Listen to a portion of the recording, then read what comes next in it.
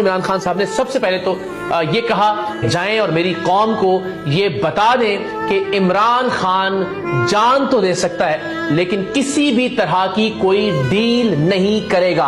और ये वो बात है जो इमरान खान के सियासी और नजरियाती मुखालिफिन भी तस्लीम करते हैं। आप लाख इख्तलाफ कीजिए इमरान खान से, लेकिन आप उनके आसाब की मजबूती, अपने मौकिफ पर डट जाने की उनकी सलाहियत से इनकार नहीं कर सकते। और सब लोग इस बात पर कायल हैं कि इमरान खान कभी भी डील करके बाहर नहीं जाएंगे, बल्कि इस पर वो मौत को तरजीह देंगे। और इस बात का उन्होंने एक मरतबा फिर इआदा किया।